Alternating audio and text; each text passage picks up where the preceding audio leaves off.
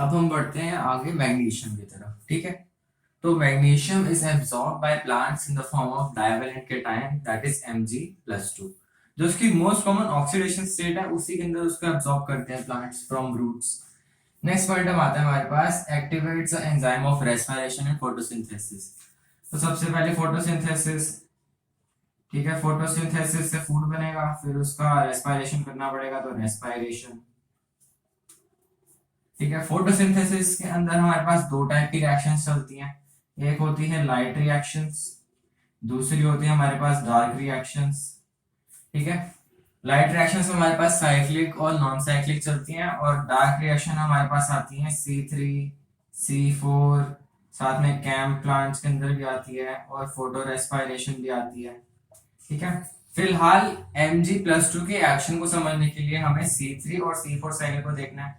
C3 cycle के अंदर हमारे पास जो एंजाइम यूज होता है वो होता है रुबिस्को। ठीक है, और C4 साइकिल के अंदर पेप्केस यूज होता है। ठीक है, C4 साइकिल के अंदर पेप्केस भी यूज होता है और रुबिस्को भी यूज होता है, बट पेप्केस क्योंकि नया एंजाइम यूज होता है इसीलिए इसको हम डोमिनेंट मानते हैं। आगे बात समझ में।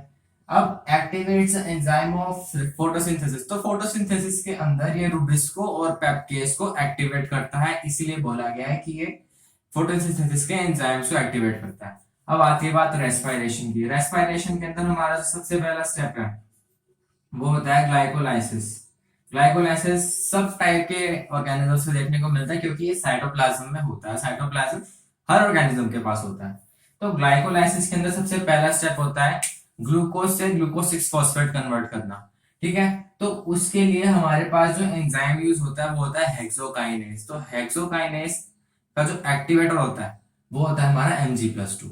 ठीक है, ग्लाइकोलाइसिस में ऐसे स्टेप होते हैं glucose glucose 6 phosphate, fructose 6 phosphate, fructose 6 phosphate, glyceraldehyde 3 phosphate और डाइहाइड्रोक्सी एसीटोन फॉस्फेट, फिर 1,3 bisphosphoglyceric acid, 3 phosphoglyceric acid, 2 phosphoglyceric acid, phosphoenol pyruvate, pyruvic acid. आगे बात समझ में। तो सबसे जो पहला स्टेप है ग्लूकोज से ग्लूकोज 6 फॉस्फेट, वो कन्वर्ट करने के लिए हमारे पास एक एंजाइम होता है हेक्सोकाइनेज। फर्स्ट स्टेप से सेकंड स्टेप तक जाने के लिए जो एंजाइम यूज होता है वो होता है हेक्सोकाइनेज, और इसका मेटल एक्टिवेटर होता है हमारा Mg+2। इसीलिए हम बोलते हैं कि it activates the enzyme of respiration that is hexokinase and activates the enzymes of photosynthesis that is RuBisCO and PEPCase. Next हमारा है involve in the synthesis of DNA and RNA. जो हमारा सेल चैप्टर है unit of life cell, उसके अंदर हम देखते हैं कि जो हमारी राइबोसोम्स की यूनिट होती है,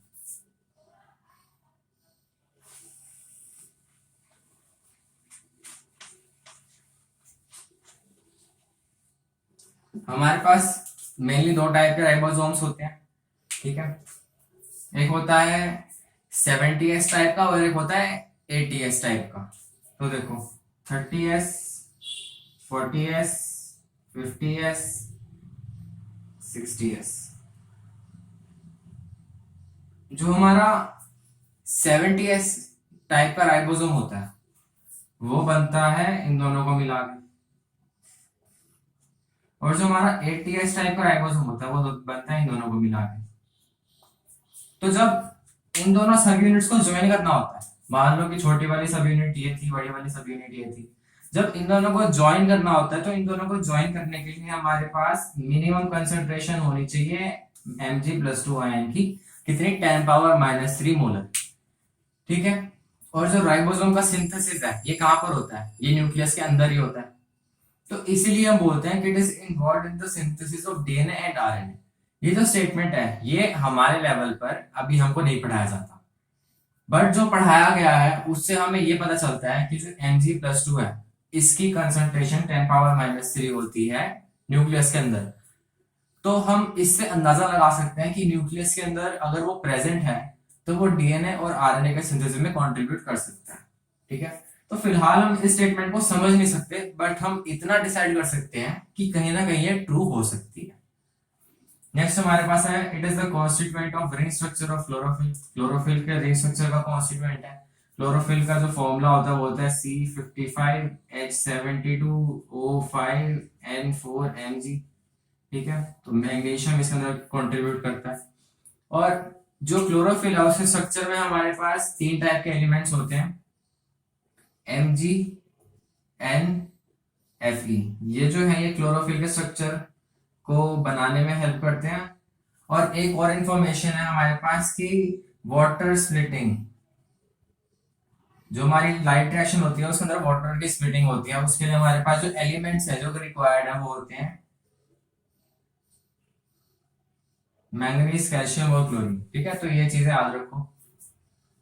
तो मैग्नीशियम के लिए लिखा हुआ है कि रिंग स्ट्रक्चर ऑफ क्लोरोफिल में प्रेजेंट होता है और साथ ही साथ maintains the structure of ribosome, जो कि मैंने अभी यहाँ पे डिस्कस किया। ठीक है, नेक्स्ट हमारे पास आता है सल्फर। सल्फर जो हमारा एसिड फॉर्म में प्रेजेंट होता है वो होता है sulphuric acid, most common acid. जैसे हमारा मोस्ट कॉमन फास्फोरस का एसिड था फास्फोरिक एसिड H3PO4, वैसे ही सल्फर का मोस्ट कॉमन एसिड होता है H2SO4। तो ये उसी की आयनिक फॉर्म में हमारे नेचर में प्रेजेंट होता है। Plant absorb sulphur in the form of SO4-2।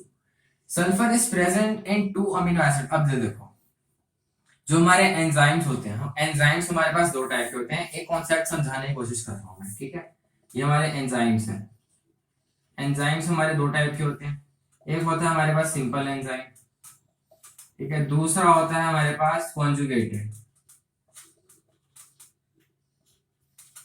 Conjugated enzyme का मतलब होता है उसमें एंजाइम के स्ट्रक्चर के साथ साथ कुछ अलग मटेरियल में जुड़ा हुआ। ठीक है, सिंपल के अंदर तो प्योरली एंजाइम होता है, प्योर एंजाइम। इसके अंदर कॉन्जुगेटेड एंजाइम के 2 पार्ट्स होते हैं। एक तो होता है एंजाइम वाला पार्ट, एंजाइम वाले पार्ट को हम बोलते हैं एपो एंजाइम। ठीक है, और जो दूसरा पार्ट होता है उसको हम बोलते हैं कोफैक्टर। ठीक है, कॉन्जुगेटेड एंजाइम्स के अंदर एंजाइम के साथ साथ कुछ अलग फैक्टर्स भी लगे होते हैं जिनको हम कोफैक्टर बोलते हैं। कोफैक्टर मेनली हमारे पास 3 टाइप के होते हैं। फर्स्ट टाइप का होता है हमारे पास को एंजाइम। ठीक है, आगे बात समझ में। फिर होता है हमारे पास प्रोस्थेटिक ग्रुप, और हमारे पास साथ में होता है मेटालिक ग्रुप। तो जो को एंजाइम है इसकी कैटेगरी होती है कि इसके अंदर ये सल्फर कंटेनिंग कंपाउंड्स रखता है, लाइक थियामीन और बायोटिन। ठीक है, सल्फर कंटेनिंग कंपाउंड्स।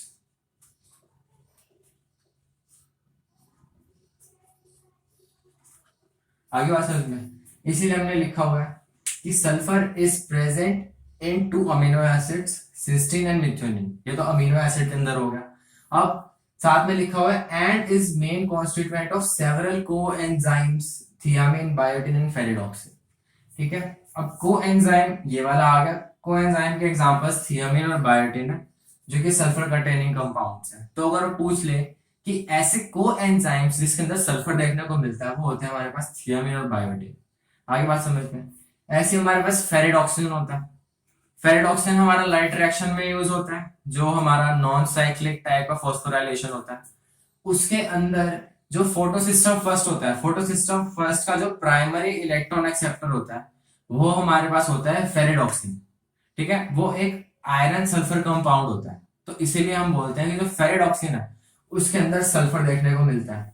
जब हम आयरन पढ़ेंगे तो उसके अंदर भी फेरिडॉक्सिन आएगा, क्योंकि जो फेरिडॉक्सिन है, फेरिडॉक्सिन एक आयरन सल्फर कॉम्प्लेक्स है, इस चीज को याद रख लो। ठीक है, तो जो फेरिडॉक्सिन है वो सल्फर के अंदर भी आएगा और साथ में आयरन के अंदर भी देखने को मिलेगा। अब एनसीईआरटी में इतना दे रखा है, ये सब पढ़ लिया। बस ये चीज याद रखनी है कि सिस्टीन और मिथ्योनिन के अंदर हमें सल्फर को देखने को मिलता है। ये एक एक्स्ट्रा पॉइंट है। ये 2 टाइप के अमीनो एसिड्स हैं जिनके अंदर हमें सल्फर देखने को मिलता है, सिस्टीन और मिथ्योनिन। हो सकता है इससे डायरेक्ट सवाल पूछ ले, तो ये इस वाले पॉइंट को MTR कर लो, मुझे तो रट लो। ठीक है, तो बस एक ये पॉइंट है जो हमको रटना है। बाकी ऊपर वाली स्टेटमेंट और नीचे वाली स्टेटमेंट मैंने सारी एक्सप्लेन कर दी है। ये आई होप सबको समझ आ गई होगी।